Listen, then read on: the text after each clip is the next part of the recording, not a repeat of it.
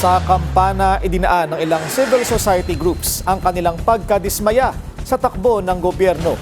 Bukod daw kasi sa pagkakaroon ng senador na pugante, naharap pa sa paglilitis ang vice-presidente. Narito ang Agenda Weekend Report ni John Reyes Calata ng Abante.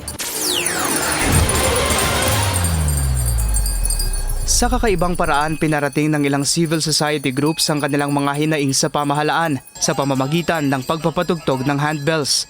Ngayong araw, inilunsad ng mga grupong Tindig Pilipinas, August 21 Movement, Akbayan at iba pa ang kampana para sa hustisya sa Makati City. Panawagan ng mga grupo ang pag-aresto kay Senador Ronald Bato de la Rosa na nahaharap sa arrest warrant ng International Criminal Court dahil sa pagiging co-perpetrator umano nito sa kasong crimes against humanity ni dating Pangulong Rodrigo Duterte. Sigaw rin ng mga grupo ang pag-impeach kay Vice President Sara Duterte at pagbaba sa pwesto ni Senate President Alan Peter Cayetano. Present sa pagtitipon si Tindig Pilipinas Co-Convener Kiko Aquino D, kung saan ipinaliwanag niya kung bakit sa ganitong paraan nila ipinahayag ang kanilang pagkadismaya sa mga nangyayari sa bansa. Yung bell po kasi marami siyang simbolo Minsan pagluluksa siya at saka nakalulungkot talaga yung nangyari sa Senado noong isang linggo.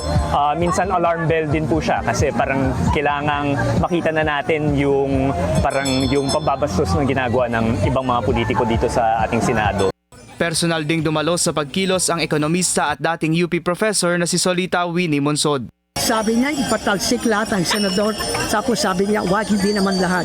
Sabi ko, halos lahat. In other words, a minority must stay. But it is really disgusting what the senators are doing. Losing their moral compass. Lumahok din sa pagtitipon ng ilang residente ng Makati kung saan binatikos nila ang kasalukuyang composition ng Senate majority. Lahat yung mga majority niyan. Yung mga 13 Judas na yan. Dahil yan ang Judas sa bayan. Pinaglalaban ba nila bayan o bulsa nila o yung kanilang posisyon? Panahon na magpakatino tayong lahat. Di ba? Wala nangyayari sa bayan. At kung titignan mo, mga tao dito, paramihan taga Makati, sa totoo lang, hindi naman sila masyadong naapektuhan, pero sila pa lumalabas na nakikipaglaban para sa lahat. No? Ayon sa mga grupo, hindi sila titigil sa paglulunsad ng mga demonstrasyon hanggat hindi natutugunan ang kanilang mga panawagan. Para sa Agenda Weekend, John Reyes Calata, Abante.